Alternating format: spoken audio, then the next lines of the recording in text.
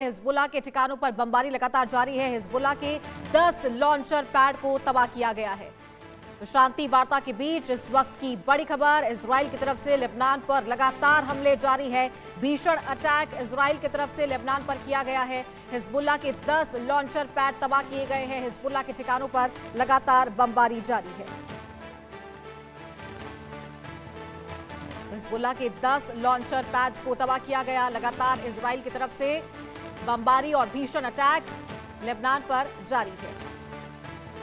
अली अशरफ जी, इस बीच में आपके पास आना चाहूंगी, क्या लगता है आपको अभी जो सिचुएशन क्रिएट हुई है, इस्लामाबाद में मीटिंग हो रही थी उस दौरान, तो क्या ये पाकिस्तान की ग्लोबल इमेज को इफेक्ट कर सकता है या डैमेज कर सकता है? साथ ही हालांकि आप इस बात से इत्तेफाक नहीं रखेंगे, और अगर इसका रीजन जो इंटरनल सिक्योरिटी फेलियर्स है उनको माना जाए तो ये अगर तो आपकी ख्वाहिश है या आपकी कंट्री की ख्वाहिश है तो मैं उसको कुछ नहीं कह सकता हूँ। एक्चुअल में तो ये जो जितना भी सिनेरियो क्रिएट हुआ है, पाकिस्तान का जो रोल है इसके अंदर, उससे पाकिस्तान का इमेज बहुत बड़ा हो गया है। आपका इसके मैं अगर एग्जांपल दूं आपके अपने ही लीडर्स की, तो उनको देख लीजिए कि उनका क्या कहना है आपके इंडिया के रोल के बारे में।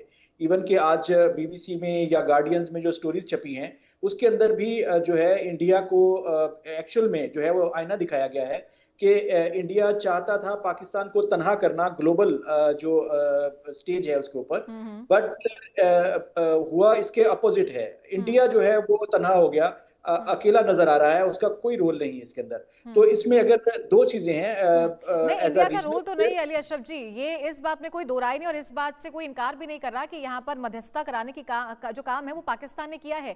लेकिन अगर जब वो एग्जीक्यूशन की बात आ रही है, जब मीटिंग की बात आ रही है, तब वो एग्जीक्यूशन प्रोसेस क्यों नहीं आगे बढ़ा? फिर नहीं, वो एग्जीक्यूशन प्रोसेस आप कैसे कह रही हैं आगे नहीं बढ़ा? आगे बढ़ा है तो ही जो है वो लोग इस्लामाबाद में बैठे हैं। अभी निगोशिएशन चल रही हैं, जिस वक्त हम बात कर रहे हैं इस वक्त भी बात हो रही है। तो इसका मतलब है कि जो प्रोसेस स्टार्ट किया गया था वो बड़ा सक्सेसफुली जो है उसको जो है वो आगे बढ़ाया गया है। इवन कि आपको कल पता होगा कि इरानियंस जो हैं वो थोड़ा सा परेशान थे कि हो सकता है कि जब वो वहां से फ्लाइट लें इस्लामाबाद के लिए, तो इसराइल क्योंकि वो इस सारे मामले में एक शैतानी रोल का किरदार अदा कर रहा है और वो इस सारी जो सैबोटाज करना चाहता है, ये सारी जो पीस मेकिंग की एफर्ट्स थे इनको, तो वो थोड़े से परेशान थे कि हो सकता है कि वो हमारे जो एयरप्लेन है उसके ऊपर जो है अटैक करे।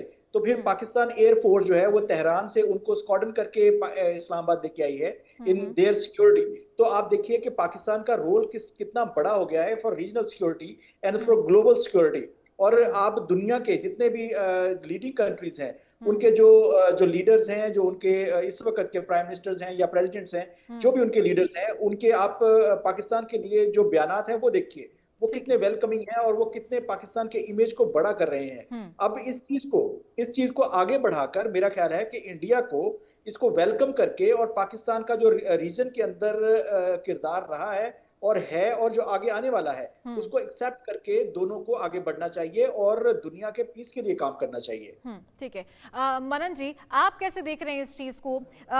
बात यहाँ पर एक ड्राफ्ट की भी हो रही थी, आपने भी जरूर देखा होगा, जो काफी ज्यादा वायरल भी हुआ है सोशल मीडिया पर, और कहाँ से आया वो भी तस्वीर साफ हो चुकी है। और इतना पूरा नैरेटिव सेट किया जा रहा है, डिप्लोमेसी इतनी हाई लेवल पे जा रही है, और इसी बीच अगर अमेरिका से यहाँ पर कोई इस चीज के अंदर नहीं पहुंचता है, तो कैसे देख रहे हैं आप इस चीज को? क्या राय आप रखना चाहेंगे अली अशरफ जी की बात पर? देखिए, मैं यहाँ पर ये कहना चाहूंगा कि जहां तक पाकिस्तान की बात है, उसको पूरा विश्व जानता है कि पाकिस्तान एक फेल्ड स्टेट है।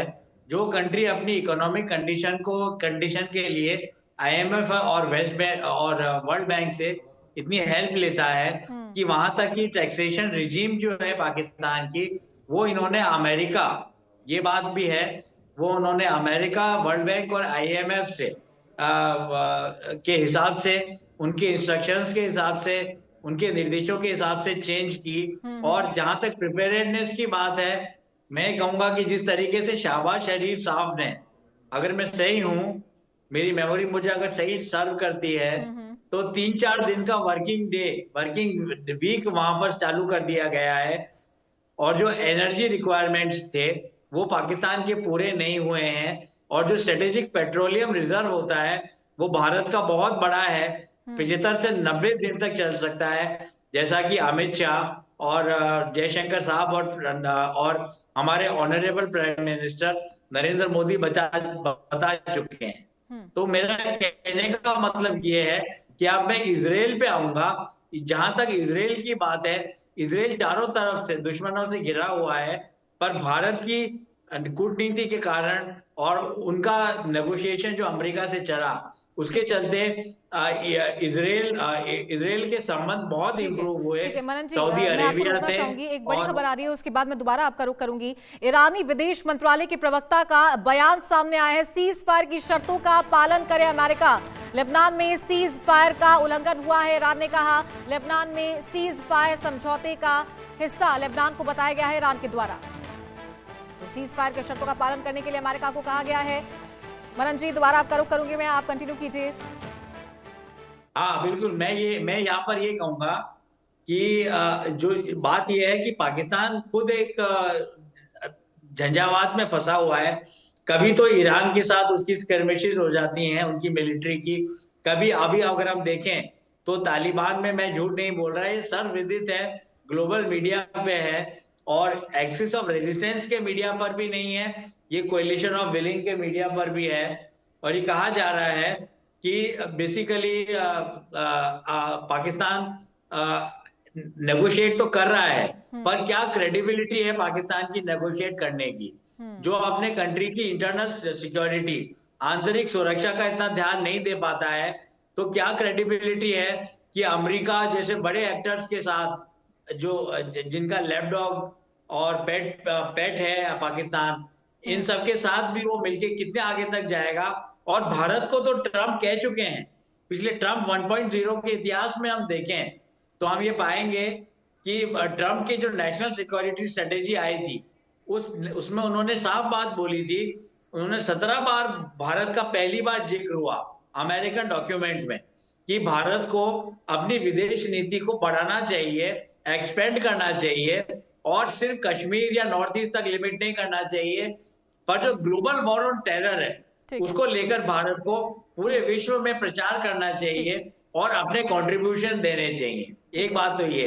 और जहां तक इजराइल की बात है, मैं अपनी बात कंप्लीट करना चाह रहा था। इजराइल चारों तरफ से एंटागोनिस्टिक राष्ट्रों से घिरा हुआ है, और अगर हम इजराइल की और मोसाद की और आईडीएफ की मारक क्षमता को देखें तो हम पाएंगे कि विक्ट्री ऑफ एंटीबी हुई। ये एक बॉलीवुड चलचित्र ही नहीं है एंकर साहब, मैं एक मूवी का सहारा ले रहा हूँ, और लिटरेचर नॉवेल है विक्ट्री एट एंटीबी।